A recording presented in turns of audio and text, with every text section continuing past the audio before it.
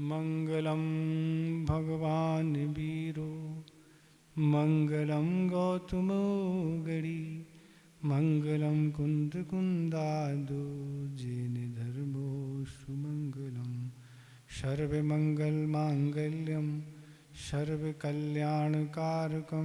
प्रधानं सर्वधर्माणां जेनं जेतु शासनं जेनं जेतु शासनं। देवादिदेव 1008 श्री बासपूजनाथ भगवान की, परम पूज आचार्य गुरुदेव श्री विद्यासागर महाराज की, मुनि श्री विमल सागर महाराज की, 3 कम नौकड़े महाराजों की। छठी ढाल में मुनियों के 28 मूलगुण का वर्णन चल रहा, जिसमें 5 महावीर और 5 सम्मतियों का वर्णन हो गया। अब वह मुनिराज गुप्ती में कैसे लीन हो जाते हैं, 5 इंद्रिय आदि के विषयों को किस प्रकार वह अपने नियंत्रण में रखती हैं, उनका वर्णन आगे के चौथे दोहे में आ रहा है, उसका उच्चारण करना। सम्यक प्रकार निरोध मन वच काय आत्म ध्यावती। सम्यक प्रकार निरोध मन वच काय आत्म ध्यावती।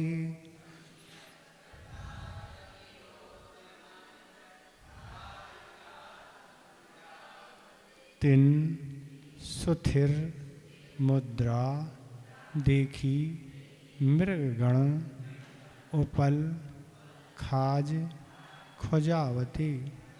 तिन सुथिर मुद्रा देखी मृगण उपल खाज खोजावती।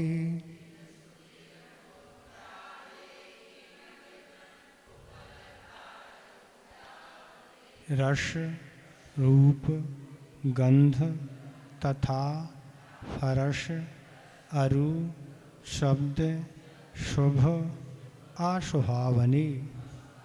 रस रूप गंध तथा फरस अरु शब्द शुभ अशुभावनी।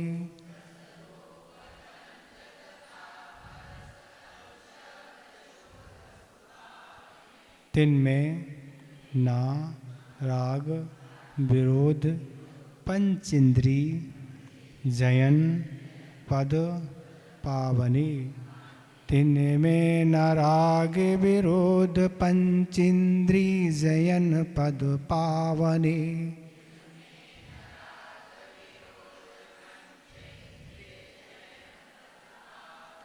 सम्यक प्रकार निरोध मन वच काय आत्म ध्यावती।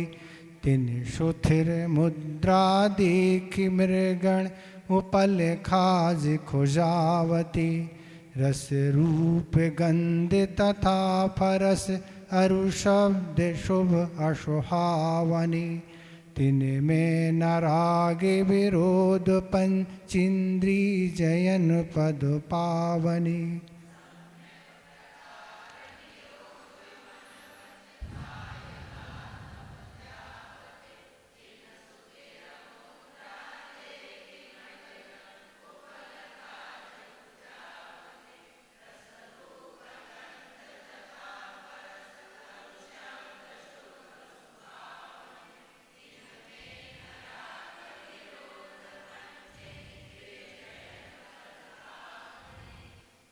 ठीक हो रहा उच्चारण? कहीं कोई दिक्कत तो नहीं हो रही? कह रहे हैं सम्यक प्रकार मन वच काय निरोध आत्म ध्यावती। तिन सुथिर मुद्रा देखी उपल गुण मृगगण खाज खोजावती। तो इसमें कह रहे हैं कि मुनिराज सावधानी पूर्वक, ये गुप्तियों का वर्णन है। क्या कह रहे हैं? जब मुनिराज गुप्तियों में बैठ जाते हैं और जाके किसी जंगल में जाके क्या करते हैं, ध्यान के लिए बैठ जाते हैं, तो क्या करते हैं, मन और वचन और काय तीनों को स्थिर कर देते हैं। क्या कर देते हैं? मन को अपने नियंत्रण में ले लेते हैं। मन के अनुसार नहीं, मन को अपने अनुसार चलाते हैं। क्या करते हैं? संयम और संयम में क्या अंतर है? संयम किसका नाम है? संयम का अर्थ यही है मन और इंद्रियों को अपने अनुसार चलाना। मन जो कह रहा है उसकी पूर्ति करते जाना, ये तो असंयम है। इंद्रियां जो चाह रहे हैं उनकी पूर्ति करते जाना, ये असंयम हो। संयम का अर्थ क्या है? मन को हम अपने वृत्तों के अनुसार चलाएंगे, अपनी साधना के अनुसार चलाएंगे। इसी प्रकार इंद्रियों को भी हम अपने अनुसार चलाएंगे। इंद्रिय जो भी मांग करेंगी हम उनकी पूर्ति नहीं करें। इसका नाम है संयम। और संयम के द्वारा यह कार्य होता है। तो कह रहे मुनिराज जी जब सावधानी पूर्वक मन वचन और काय को रोक देते हैं, मन को पूरा नियंत्रण कर देते हैं, वचनों से बोलना बंद कर देते हैं। बोलना तो कर देते हैं बंद, पर अंतरंग जल बोगी बोलने की अंदर से वचनों की इच्छा भी नहीं हुआ करती है। और काय को कितना स्थिर बना देते हैं। तो क्या कह रहे हैं? तो जब रोक कर जब अपनी आत्मा का ध्यान करते हैं, अब सारे ध्यान को छोड़ के किसका? अब किसी का भी ध्यान नहीं, सिर्फ किसका? अपनी आत्मा का ध्यान करते। क्यों करते हैं? क्योंकि आत्मा की प्राप्ति करना है। जैसे अनंत भगवान और सिद्ध भगवान ने अपने आत्म तत्व को प्राप्त कर लिया, इसी तरह उन्हें भी प्राप्त करना है। इसलिए क्या कह रहे हैं? अपने आत्मा का ध्यान करते कि वह आत्मा कैसी है, तो उस आत्मा का ध्यान करते हैं। तब वह मुनिराज कैसे पाषाणवत स्थिर हो जाते हैं। जैसे कोई पत्थर रखा हो, पत्थर ऐसा रखा है, इस तरह वह बैठ जाते हैं। आचार्य महाराज का एक संस्मरण याद आ रहा, अभी सुनाएंगे आपको। तो इस तरह से पाषाणवत स्थिर हो जाते हैं, शांत ऐसे बैठ जाते हैं। तब उन्हें पाषाण शिला जानकर जो हिरण आदि जंगल में रहने वाले जो भी पशु हैं, वह अपने शरीर से क्या करते हैं? खाज खुजाते हैं। देखो उनका भेद विज्ञान। तो इस तरह मन और वचन को तो स्थिर करते हैं, पर काय को भी इतनी तरह स्थिर कर देते हैं। इसको बोलते हैं भेद विज्ञान। मतलब शरीर से संबंध समाप्त। अब वो शरीर में इस तरह आत्मा और शरीर में उन्होंने भेद विज्ञान कर लिया कि हिरण आदि जो भी उनके शरीर से खाज खुजा रहे हैं, उन्हें शरीर का बोध नहीं है। उन्हें ये भी बोध नहीं है कि कोई हिरण आ रहा है या कोई आ रहा है हमसे स्पर्श कर रहा, ये बोध नहीं। अगर ये बोध है तो ध्यान नहीं हो पाएगा। ये कोई काम होगा, दो ही काम नहीं होंगे। अगर शरीर का वह ध्यान रखेंगे तो आत्मा का ध्यान नहीं होगा, आत्मा का ध्यान करेंगे तो शरीर का ध्यान नहीं रहेगा। तो इस तरह वह भेद विज्ञान धीरे धीरे साधना करते करते ऐसा भेद विज्ञान कर लेते हैं कि आत्मा के ध्यान में वह लग जाते हैं। और जो भी जानवर आदि आते हैं उनसे अपने शरीर को स्पर्श कराते हैं, पर उन्हें कोई बोध नहीं, रंच मात्र नहीं पता है कौन क्या है। इतने शरीर से वह पृथक हो जाते हैं। समय सार कलश में आचार्य अमृतचंद महाराज ने लिखा है कि आज तक जितने भी सिद्ध हुए हैं वह भेद विज्ञान के माध्यम से ही सिद्ध हुए हैं, और आगे जो भी सिद्ध होंगे वो भेद विज्ञान के बल से ही होंगे। ये भेद विज्ञान है। जब तक साधक के लिए भेद विज्ञान नहीं होगा तब तक उसको मुक्ति मिलने वाली नहीं है। शरीर का बोध रहेगा, वचन की प्रवृत्ति चलेगी, मन की प्रवृत्ति चलेगी, तो इस तरह से वह गुप्ती नहीं बनेगी। और गुप्ती नहीं बनने से, इस तरह भेद विज्ञान नहीं होने से क्या होगा? उस सिद्धत्व पर्याय की प्राप्ति नहीं होगी। ऐसा आचार्य का कथन है। तो इसमें ये कहना जा रहा है कि गुप्ती में ऐसे मुनिराज मन और वचन काय को ऐसे रोक के अपने आत्मा में ऐसे स्थिर हो जाते हैं कि बस जैसे पाषाण हो। और पाषाण हो के तिरंचों को तो पता ही नहीं कि कोई मुनिराज हैं, कोई साधक हैं, वो तो ये समझ रहे हैं कोई पत्थर रखा है तो अपना प्रतिकार कर लेते हैं, पर साधक को भी पता नहीं है कि कोई आया है और हमसे स्पर्श करके चला गया। तो ये कहने की स्थिति है कि ऐसे साधकों की एक कैसी निर्जरा होती है। विचार करो, पहले तो जंगल में रहना ही कठिन है। बताओ, आप जंगल में तो आप भी रह रहे, नहीं रह रहे ना, जंगल में नहीं रहते आप, जंगल ही तो है ना। किसका जंगल है? सीमेंट का जंगल है ना, सीमेंट का है, सीमेंट के जंगल में रहते, हम भी रह रहे, आप भी रह रहे, और वो भी जंगल में रहते हैं, वो वृक्षों के जंगल में रहते हैं। आप बढ़िया स्टैंडर्ड वाला आपका जंगल है ना, अच्छा डेकोरेट बढ़िया एकदम बना हुआ सुंदर। तो इस तरह से आप भी रहते हैं, पर आप हम रहते हैं उतनी निर्जरा नहीं होती जितनी निर्जरा उनकी होती, क्योंकि बड़ा साहस का काम है निराहार रहना। कोई आहार की भी बात नहीं, कहीं आने जाने की बात नहीं, किसी से बोलने की कोई बात नहीं, और कोई प्रतिकार की भी कोई बात नहीं, और ऐसे खड़े होके पूरा चतुर्मास कर लेते। सोचो तुम, अपन को तो एक पेट क्या 1 घंटे निकालना कठिन है, निकालना तो ठीक है, सोचना ही कठिन है। ऐसी साधनाओं से ही अनादिकाल के जो कर्म पड़े हुए सत्ता में वह निर्जीव होते हैं, बिना उसके तो होते ही नहीं, संभव नहीं। इसी का नाम अपिपाक निर्जरा है। तो कह रहे हैं इस तरह से वह गुप्ती में लीन होके, ऐसे धीन होके, तब वह जो चौथी ढाल में वह दोहा आया था, कोटि वर्ष तप तपे ज्ञान बिन कर्म झरेजे ज्ञानी के छिनमाई, तिर गुप्ती से सहज तरिए। तिर भुक्ति नहीं, 3 भुक्ति नहीं, ती गुप्ती कह रहे। भुक्ति तो कई हो जाती, 3 का 30 भी हो जाएंगी, पर ये कह रहे गुप्ती, गुप्ती में लीन हो जाते हैं तो असंख्यात गुनी कर्म निर्जरा से ज़्यादा अधिक निर्जरा उस गुप्ती के काल में होती है। और क्या कह रहे हैं? शुभ अशुभ भावने रस रूप गंध फरस शब्द तिनमें राग विरोध ना, पंचेंदी जयन पद पावने। और वे मुनिराज अपने लिए प्रिय एवं अप्रिय 5 इंद्रिय संबंधी, 5 रस, 5 वर्ण, दोनों गंध, 8 स्पर्श और शब्द, उन सब में राग तथा देश नहीं करते, इसलिए 5 इंद्रिय को जीतने वाले अर्थात जितेंद्रीय पद को प्राप्त करते हैं। ये 5 इंद्रिय विजयों का वर्णन इस दोहे में है, और 5 इंद्रिय विजय मुनिराज के क्या है? मूल गुण है। तो ये क्या करते हैं? तो वे मुनिराज अपने लिए प्रिय हों चाहे अप्रिय हों, अच्छे हों या बुरे हों, पर 5 इंद्रिय संबंधी में 5 रस है। 5 रस में क्या है? खट्टा है, मीठा है, चरपरा, कसायला और कड़वा। ये 5 रस होते हैं, कैसे भी हो।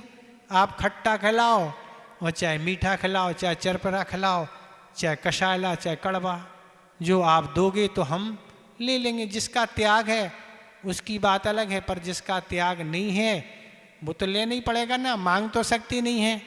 जो काम है वो हटाने का है, मंगाने का कोई काम है नहीं, ना मांग सकती है। जो आप दोगे सो ले लेंगे। पर इस तरह से कह रहे हैं ये 5 रस संबंधी वह जो भी आप देंगे सो लेंगे, प्रशंसा निंदा की कोई यहाँ बात नहीं है।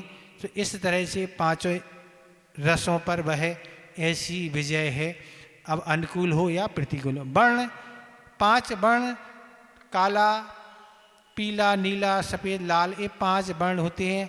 5 वर्णों में भी समता भाव रखते हैं, जो भी वर्ण जैसा है सो है।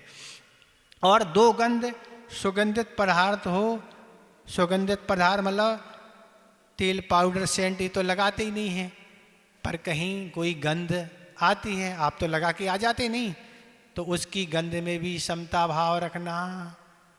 तरह तरह के आप साबन है, परफ्यूम है, स्प्रे है, और भी क्या क्या लगाते पता नहीं, तो ऐसे सब सुन के उसमें भी समता भाव रखना। और दुर्गंधित पदार्थ हैं, मिट्टी का तेल हो और चाहे अन्य पदार्थ हो, उसको भी उसकी गंध में भी क्षमता भाव रखना। तो ये दोनों गंध, सुगंधित पदार्थ और दुर्गंधित पदार्थ, दोनों में क्षमता भाव रखना। समता रहेगी तो निर्जरा होगी, और क्षमता नहीं होगी, प्रतिकार का भावना आएगा तो निर्जरा नहीं होगी। और स्पर्श 8 प्रकार का स्पर्श है। कोमल, अच्छा गद्दा है तो नींद अच्छी आती है, तो अपना गद्दा तो पाटे ही है ना, तो ये है, उसमें भी कोई पाटे में भी ये भाव नहीं आना कि ये कठोर है, जमीन भी कठोर है, चलने में होती दिक्कत नहीं, तो उसमें भी नहीं। और इस तरह से ये स्पर्श। और शीत, ठंडी में भी क्या करना, ठंडे पानी से देश नहीं, और भी गर्मी में भी धूप आदि अग्नि आदि से क्या है, देश नहीं। तो जो शीत में जो गर्म पदार्थ हैं उनमें राग नहीं करना। सर्दी का प्रतिकार के लिए अच्छे से अग्नि का उपयोग करेंगे, और भी हीटर आदि, इनमें कोई राग नहीं। और गर्मी में धूप वाले और भी जो पदार्थ हैं उनमें देश नहीं। और क्या कह रहे हैं, चिकने चिकने पदार्थ हैं उनमें भी राग देश नहीं। रूखे पदार्थ हैं, भारी पदार्थ हैं, हल्के पदार्थ हैं। तो इस तरह से ये विपरीतता है। और शब्द अनुकूल और प्रतिकूल शब्द में राग देश नहीं करते। शब्द अनुकूल हो और चाहे प्रतिकूल हो, सहना, सब सहन करना पड़ता है। सहन करेंगे तो निर्जरा होगी। सब तरह के लोग दुनिया में हैं, वो सब अपने अपने हिसाब से कहते हैं। अनुकूल भी कह सकते और प्रतिकूल भी कह सकते। जिसको जो समझ में आता वो तो सब कहते ही है, क्या करें। अब कहने दो, क्या कहो, कहते रहो, क्या करें। हमें तो समता रखना है, आपको जो कहना तो कहते रहो, आपके कहने से क्या होना। तो ये क्या हो गया, ये पांचों इंद्रिय संबंधी विजय का प्राप्त हो गया। ये मुनिराज की पांचों इंद्रिय विजय होती हैं। अगर वे विजय रखते हैं, क्षमता रखते हैं, तो उनकी तत्संबंधी निर्जरा होती है। नहीं रखते हैं तो नहीं होती है, सीधा है। किसी भी कंपनी में आपको काम पर रखा है, आपने वहाँ सर्विस ली है, कंपनी के अनुसार कार्य आप करेंगे तो आपको पे मिलेगी। और आप काम में कटौती करेंगे, नहीं जाएंगे, तो पे क्या कर ली जाएगी, कम कर दी जाएगी। यही ऐसी एक महावीर स्वामी की कंपनी है, उस कंपनी में अपन भर्ती हुए हैं। अगर आप उन हिसाब से काम करेंगे तो लाभ ही लाभ है, उन्हीं तो हानि मिलने वाली है। इस तरह यह है। चौथा दुआ हो गया। इसमें आपको कुछ पूछना तो आप पूछ सकते हैं। वैसे तो आप पढ़ चुके होंगे ना, सब आता है। 5 नंबर वाला दोहा आगे आ रहा है। 6 आवश्यक मुनिराज के क्या होते हैं, उनका वर्णन इस 5वें दोहे में आ रहा, उसका उच्चारण करें। क्षमता समहारई, थुति उच्चारई। क्षमता समारई, थुति उच्चारई। वंदना जिन देव को, वंदना जिन देव को। नित्य करई प्रत्याख्यान। और कोई पाठ है क्या, प्रत्याख्यान नहीं है। श्रुति रति ठीक नहीं है, क्योंकि श्रुति मतलब 6 आवश्यक में कोई भी आचार्य ने स्वाध्याय को नहीं रखा, इसलिए पाठ भाई ठीक नहीं बैठा, इसलिए प्रत्याख्यान ठीक है। प्रतिक्रम तजई तन अहमेव को। नित्य करई प्रत्याख्यान, प्रतिक्रम तजई तन अहमेव को।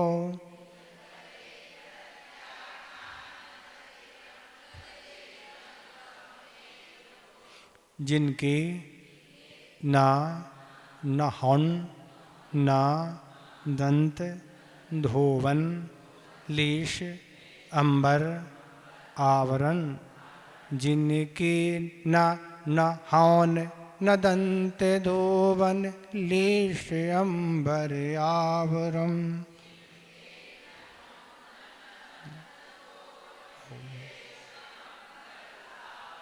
भू माही पिछली रैनी है कि रयन है? रैनी है। रैनी में कछु शयन एक आसन करन। भूमाहि पिछली रैनी में कछु शयन एक आसन करन।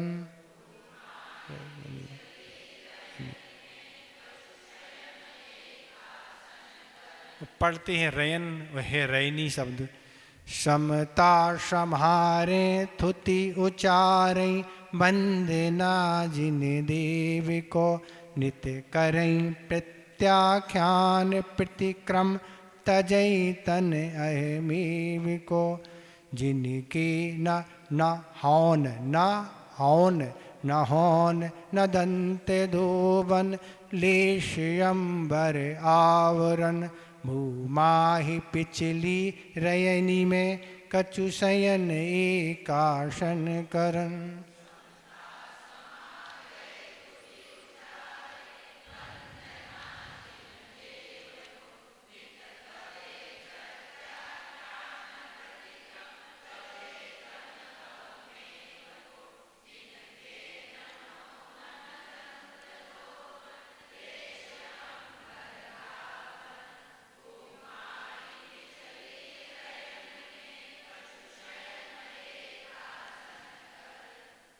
ठीक हो गया उच्चारण? तो इसमें 6 आवश्यकों का वर्णन कह रहे। नित्य क्षमता समारे, तो मुनिराज सदा साम भाव रूप सामायिक करते हैं। सदा माने जीवन भर, ऐसा नहीं एक दिन। क्या कह रहे हैं? सदा माने, वे मुनिराज सदा माने ये जीवन भर के लिए ये मूल गुण होते हैं। चाहे अणुवृत्त हो और चाहे महावृत्त हो, ये जीवन भर के लिए ले जाते हैं। ऐसा नहीं हम 10 दिन के लिए अणुवृत्त लेते हैं, 1 महीने को लेते हैं, 1 साल, ऐसा नहीं। चाहे महावृत्त हो और चाहे अणुवृत्त, ये आजीवन ही हुआ करते। अब जितनी आयु शेष है तो है, पर ये कह रहे हैं, तो ये कह रहे हैं सदा माने जीवन भर सामायिक। एक दिन में कितनी बार? 3 बार में, वो भी कब? संधि काल। संधि काल का समय कब कहलाता है? तो संधि काल का समय कहलाता है सूर्य डूबने से 24 मिनट, मतलब 1 घड़ी पहले से सामयिक काल प्रारंभ हो जाता। पर आज वर्तमान में नहीं हो पाता। सुबह जल्दी हो जाती है और शाम को देर से होती है, पर दोपहर की तो समय पे होती है। तो ये कह रहे एक संधि काल में कितनी कम से कम जघन्य सामयिक का समय कितना है? 2 घड़ी अर्थात 48 मिनट कम से कम सामयिक का समय है। और मध्यम 48 मिनट और 2 घंटे 24 मिनट के बीच का समय मध्यम, और 2 घंटे 24 मिनट क्या है? उत्कृष्ट सामयिक का काल है। तो ये इस समय वह निर्वृत्ति रखते हैं, प्रवृत्ति बंद करके निर्वृत्ति में रहते हैं, नहीं तो जीवन भर प्रवृत्ति में निकल जाए। इस तरह से मुनिराज सदा साम भाव रूप सामायिक करते हैं। एक समता मूल गुण है जो 24 घंटे रखना पड़ती है, और सामायिक एक आवश्यक है। तो क्या है? इस सामायिक आवश्यक ये तीनों संधि काल में ये सामायिक करते हैं। ऐसी उनकी वह सामायिक है। और क्या कह रहे हैं? थुति उचारें जिन देव को वंदना, और स्तुति बोलते हैं। भगवान जिन देव की वंदना करते, स्तुति क्या करते हैं? तो स्तुति कैसे कहते हैं? 24 तीर्थंकरों के समूह रूप जो स्तुति करना है। ये 24 तीर्थंकरों के एक एक गुणों का वर्णन करना, जैसे स्वयंभू स्तोत्र है। तो हम लोग तो आचार्य महाराज तो करते ही हैं। तो स्वयंभू स्तोत्र है आचार्य समदभद्र महाराज द्वारा रचित, जिसमें 24 भगवान की स्तुति है। 1 से 43 श्लोक हैं, लगभग 30 मिनट उसके पढ़ने में लगते हैं। पर आचार्य महाराज तो एक दिन में 3 बार ही स्वयंभू स्तुत करते हैं, 3 बार सामायिक पाठ करते हैं, 3 बार नंदीश्वर भक्ति पढ़ते हैं। आचार्य महाराज तो 3 बार ये करते हैं। और ऐसी 24 तीर्थंकर के समूह रूप से स्तुति करना, इसको स्तुति बोलते हैं। एक एक तीर्थंकर के गुणों का वर्णन करना। और वंदना का अर्थ क्या कहलाता है? तो एक तीर्थंकर की स्तुति करना 3 बार, उसको वंदना कहते हैं। वंदना मंदिर में जाके की जाती है, सुबह भी की जाती है, दोपहर में भी की जाती है और शाम को। इसमें लघु चैत्य भक्ति और पंच महागुरु भक्ति, ये दोनों भक्तियाँ पढ़ी जाती हैं। तो तीनों स्तुति वंदना तो 3 बार होती है, पर स्तुति तो एक ही बार होती है।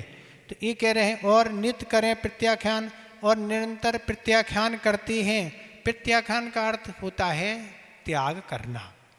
जैसे ही आहार करके आते हैं और आहार करने के बाद फिर प्रतिकरण होता है, दोपहर में फिर प्रतिकरण होता है, आहार के बाद कब होता है, दोपहर के बाद प्रतिकरण होता है, और चौकी में या यहाँ आके कायस्वर करके कल तक के लिए 4 प्रकार के आहार का त्याग, उसको बोलते हैं प्रत्याख्यान। त्याग का अर्थ प्रत्याख्यान है। कभी पिची का भी त्याग कर सकते। अभी हम 2 घंटे पिची को नहीं स्पर्श करेंगे, कमंडल को उपयोग नहीं करेंगे, पुस्तक का उपयोग नहीं करेंगे, ये प्रत्याख्यान है। किसी भी वस्तु का भोजन आदि में प्रत्याख्यान होता है, इस वस्तु को हम इतने दिन तक नहीं लेंगे, तो ये प्रत्याख्यान का त्याग होता है, इस को प्रत्याख्यान करते। और प्रतिगण करें, और प्रतिगण करते हैं। प्रतिगण का अर्थ क्या होता है, परमात्मा के द्वारा किए दोषों का जिनके द्वारा निराकरण किया जाता है उसको बोलते हैं प्रतिकरण। तो जो भी 28 मूल गुण में दोष लगते हैं उनके लिए प्रतिकरण किया जाता है। तो कैसे किया जाता है, तो सबसे पहले जब सुबह उठते हैं, जितने बजे भी उठें 3-4 बजे, तो सबसे पहले प्रतिकरण किया जाता है। फिर सामायिक होती है, फिर सामायिक पाठ होता है, फिर स्वयं मतलब स्तुति की जाती है, फिर उसके बाद आचार भक्ति होती है, फिर देव वंदना की जाती है। इतना काम सुबह होता है। सुबह लगभग 2 घंटे का काम तो है ही। आप जे 4 बजे उठो, 2 घंटे का काम तो करना ही है, तो 2 घंटे तो लगभग लग जाते हैं। तो इस तरह से ये उठकर प्रतिकरण करते हैं। एक फिर दोपहर में आहार के बाद वह भी प्रतिकरण है, एक शाम को प्रतिकरण है, एक 15 दिनों में चतुर्दशी को प्रतिकरण होता है, फिर 4 माह में चातुर्मास होता है, फिर वर्ष में जब चौतरमास स्थापना होगी दीपावली के एक दिन चतुर्दशी को, उस दिन वार्षिक प्रतिकरण होगा। ऐसे और एक अंत में भी जब प्रतिकरण होता है। तो इस तरह से ये देवशिक है, रातिक है, ईर्यापत आहार के बाद चातुर्मासिक, सांबर, उत्तमार्थ, इस तरह से 7 प्रकार के प्रतिकरण किए जाते हैं। तो एक अर्थ में होते हैं। तो प्रतिकरण से क्या होता है, तो प्रतिकरण का अर्थ क्या है, जैसे आप कमरे में झाड़ू लगाते हैं, तो झाड़ू लगाने से क्या होता है, कचरा निकलता है। इसी तरह तत्संबंधी जो वृत्तों में दोष लगते हैं, तो उन क्या है, प्रतिकरण से वह दोष दूर होते हैं। आप कमरे में जितनी बार झाड़ू लगाएंगे उतना कचरा निकलता है। इसी तरह जितने बार अपना अनिंदा, आलोचना आदि की जाती है, तो जो दोष किया है उसमें दोष लगे हैं, उससे कर्म बंध हुआ है, वह क्या होते, कर्म हल्के पड़ते हैं, ढीले पड़ते हैं। ये इसकी व्यवस्था है। आचार्य महाराज ने एक बार बताया था कि दोष 4 प्रकार से दूर होते हैं। जैसे ही कोई दोष लगता है तुरंत पश्चाताप होना चाहिए कि हमारे द्वारा देखो ये अपराध हो गया, तो उससे 25% वह दोष कम हो जाता। फिर जाके गुरु के समक्ष उनको बताएंगे कि ऐसा ऐसा हमारा अपराध हमसे हो गया, उसकी आलोचना कर से 25% और कम हो जाता है। फिर उनसे प्रायश्चित का निवेदन करने से, गुरुदेव आलोचना करने के बाद ऐसा ऐसा अपराध हो गया, तो उसकी आलोचना कर मतलब प्रायश्चित की भावना रखने से, निवेदन करने से फिर 25% और कम हो जाता है। अब गुरुदेव द्वारा जो भी प्रायश्चित दिया, उस प्रायश्चित को पालन करने से 25% और दूर हो जाता है। अर्थात 100% दोष वह ऐसे माध्यमों से चला जाता है। ये प्रायश्चित की प्रक्रिया है। और प्रायश्चित एक तप है। देखो आप क्या है, अंतरंग तप है। सबसे पहले नंबर का प्रायश्चित, अंतरंग तप क्या है, प्रायश्चित। प्रायश्चित से दोष भी दूर हो रहे हैं और यहाँ हम तप भी कर रहे हैं, दो काम हो रहे एक साथ। ऐसा वह प्रायश्चित होता है, तब जाके दोष दूर होते हैं।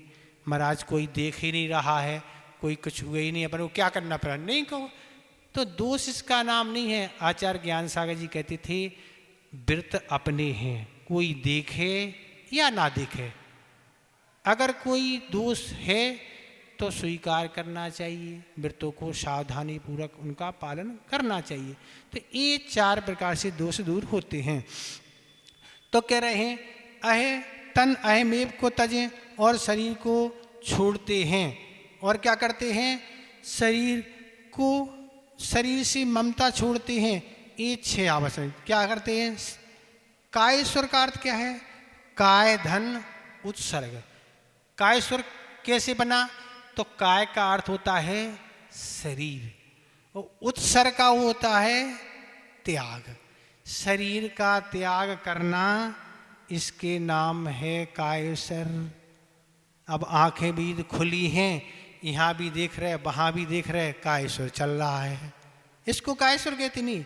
काय का त्याग, अब काय से कोई मतलब नहीं, इस तरह बैठ गए और 9 बार आप नमोकार मंत्र पढ़ रहे हैं, इसको कायेश्वर कहते। काय का त्याग, काय से ममत का त्याग, इसको कायेश्वर कहा।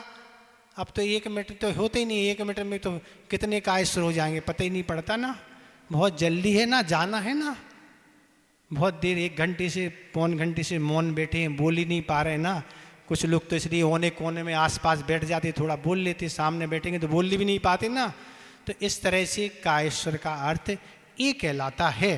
तो शरीर से ममता को छोड़ के, ये शरीर का त्याग करके, तो मुनिराज जब लघु शंका करके आते हैं तो एक कायेश्वर करते हैं, सोच जाते हैं तो कायेश्वर करते हैं, स्वाध्याय के शुरू में अंत में एक कायेश्वर करते हैं, वंदना करते हैं तब भी 2 कायेश्वर करते हैं, प्रतिकरण में भी यथायोग जितने भी कायेश्वर आते हैं 1, 5, 7 कायेश्वर और कहीं 5, 2 रात दिन के भी हिस्से, इस तरह से उसमें भी कायेश्वर आते हैं।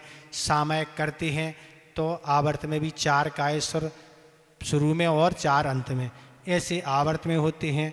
आचार भक्ति में भी कायेश्वर होते हैं, होते नहीं तो शाम को क्या होते हैं, 4 होते हैं, रात्रि में 2 होते हैं, और चतुर्दशी को आप सोचते होंगे महाराज आज आचार भक्ति के बाद कायेश्वर भूल ही गए आप लोग, ऐसा सोचते हो ना महाराज, चतुर्दशी को आप कायेश्वरी।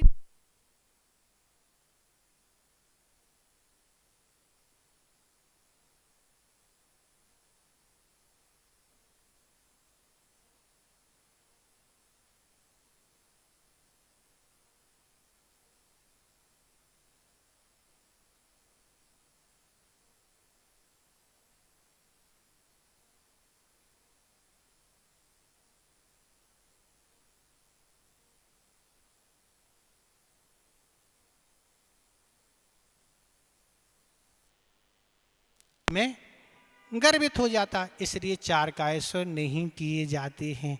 इसलिए आपको हमने कि आज बता दें, लोग सोचते होंगे चतुर्दशी को महाराज भूल जाते, कायेश्वर ही नहीं करते हैं, भूल नहीं जाते हैं, वह प्रायश्चित उसी में गर्वित हो जाता, इसलिए कायेश्वर नहीं करते। और क्या कह रहे हैं, जिनके नहन ना नहोन ना न होन, क्या है शब्द, ना होन, न होन ना आधा है, वे मुनिराज स्नान नहीं करते। और क्या करते हैं, ये भी एक उनका मूल गुण है, वह स्नान नहीं करते। स्नान करने से तत्संबंधी हिंसा होती है, पानी कहाँ बहेगा, पानी भी लगेगा, शरीर से राग उत्पन्न होता है, इसलिए वह स्नान नहीं करते। दंत धोवन और दांतों को उंगली आदि से साफ नहीं करते। दांतों के आसपास जीव रहते हैं, उनका मरण हो सकता है, उनकी सुरक्षा के लिए ये दंत किसी भी उंगली या किसी भी चीज़ से नहीं धोते, चमकीला नहीं बनाते। अब कुल्ला करना अलग है, कुल्ला तो करना पड़ेगा किसी भी चीज़ से, कुल्ला नहीं करेंगे तो मुख जूठा रहेगा, तो बस उंगली से आप लोग ब्रश जैसा इस चीज़ का उपयोग नहीं करके जो भी है उसको कुल्ला कर लेते हैं। तो ये भी एक मूल गुण है। और आवरण लेस अंबरना, और शरीर ढकने के लिए लेस मात भी वस्त्र नहीं रखती। क्या करें, वस्त्र नहीं रखते, क्योंकि वस्त्र क्या है, वस्त्र परिग्रह है, उपकरण नहीं है। उपकरण तो पिची, कमंडल और सास, 3 ही उपकरण होते हैं। वस्त्र कोई उपकरण नहीं है।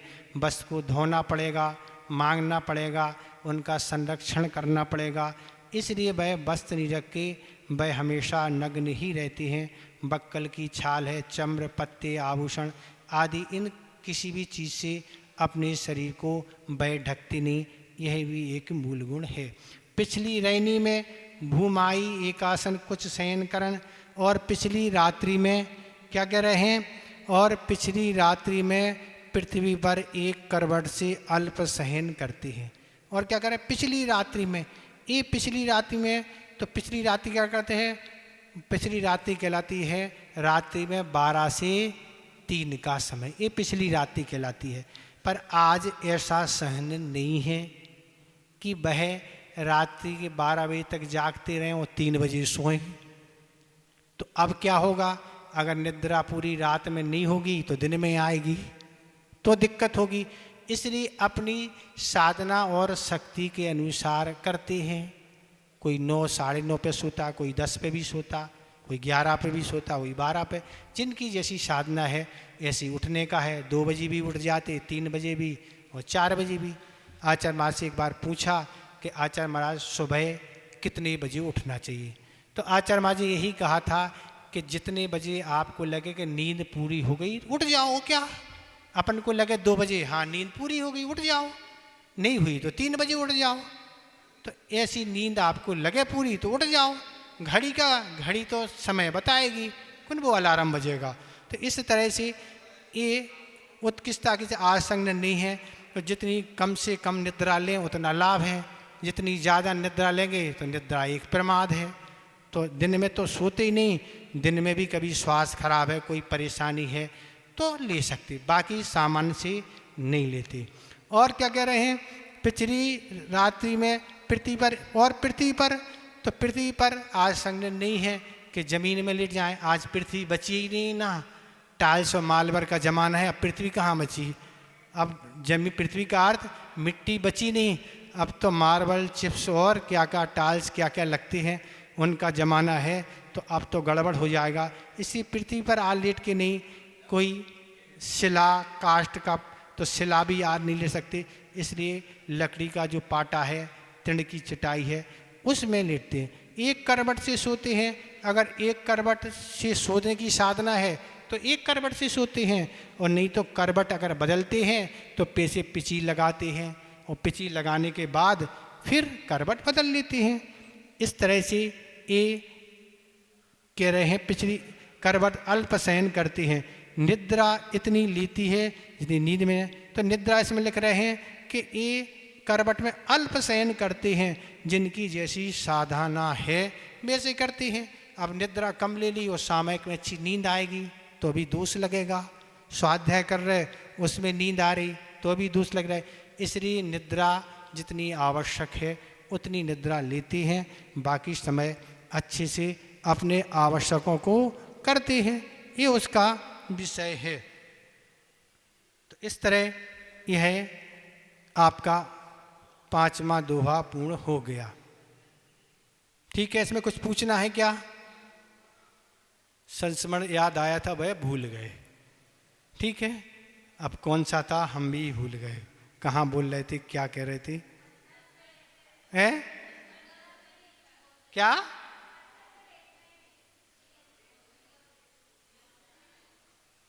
अब आएगा जब याद, तभी तो दूसरा सुनो। अभी तो ये ठीक है, वो तो भूल गए, जो गया तो गया। क्षमता ये स्तुति वंदना का था, प्रत्याख्यान प्रतिकरण, वो तो याद नहीं आ रहा, वो तो चला गया। हाँ ठीक है, इसमें कुछ पूछना? इनमें तो कुछ पूछना हो तो आप पूछ लें, नहीं तो समय आपका हो रहा, संस्मरण सुना के पूर्ण कर देंगे। ठीक है। क्या? किसको? देखो, प्रतिकरण का विधान तो अणुवृत्ति व महावृत्तों को है। जो अणुवृत्ति है बता तो रहे आपको ना, जिनके अणुवृत्त हैं वो महावृत्त हैं, उनके लिए प्रतिकरण आवश्यक है। बाकी के लिए कोई आवश्यक नहीं है। करना तो कर लें, आलोचना पाठ कर लें। अणुवृत्त आपके हैं तो करें, नियामक है। अणुवृत्ति और महावृत्ति के लिए है। बता तो रहे आपको, आप सुन कहाँ रहे ना। हम क्या कह रहे, जिनके अणुवृत्त और महावृत्त हैं वृत्ति को प्रतिकरण आवश्यक है, बाकी के लिए आवश्यक नहीं है। करें तो अच्छी बात है बस। अब उपास कर रहे तो वृत्ति हो गए क्या? हाँ, बाकी सामान्य से गृहस्थों को आलोचना पाठ तो करना ही चाहिए। तत्संबंधी जो दिन भर में दोष लगते हैं उन दोषों दूर के लिए आलोचना पाठ करेंगे तो आपको दोष रहेंगे कि ये दोष लगते रहे। अब आप करेंगे नहीं तो क्या पता, इसलिए आलोचना पाठ, इसलिए वृत्ति को है। ठीक है, और कुछ तो नहीं पूछना। संस्मरण देखें। आचार्य महाराज का बिहार चल रहा था, जहाँ सुबह पहुँचना था। वह ग्राम लगभग आ ही गया था। सुबह का समय था, आचार्य महाराज को सोच जाना था। और वह एक स्थान को देख के आचार्य महाराज संग सहित एक खेत में जंगल के लिए गए। और जैसे बहे गए, आसपास लोग जो खेत के पास खड़े हुए थे उन्होंने देखा कि बाबा लोग कुछ करने यहाँ गए। तब उन व्यक्तियों ने जाके, जो खेत का मालिक था उससे आगे कहा कि बाबा लोग आपके खेत में घुस के कुछ कर रहे हैं। और आचार्य महाराज संग सहित सोच गए और सोच करके शुद्धि करके सभी संग सहित वापस आ गए। वह जो खेत का मालिक था वह दूर से देखता रहा और वह उसने कुछ नहीं कहा। पर जो खेत का जो मालिक था वह बहुत दिन से पानी के लिए परेशान था। खेत में कई जगह उसने बोर करवाए थे पर पानी किसी बोर में कभी निकलता नहीं था। पर उसकी आस्था जम गई थी, इसलिए आचार्य महाराज सोच करके आचार्य महाराज ने जहाँ शुद्धि की थी और वहाँ उसने स्थान देख के वहीं बोर करवा दिया। और बोर जैसे ही करवाया तो पानी पानी रुकने का नाम नहीं लिया, पानी पानी ही हो गई। आज तक जो पानी के अभाव में वह खेती व्यवस्थित नहीं कर पाता था, फसल अच्छी नहीं आती थी, पर पानी जैसे ही आ गया तो अब तो खेती की बात ही अलग और उसकी सारी परेशानी दूर हो गई। बोधि समाधि परिणाम शुद्धि स्वात्मोपलब्धि शिव शोक सिद्धि चिंतामणि चिंतित वस्तु दाने तुम बंधमान स्ममास्तु देवी।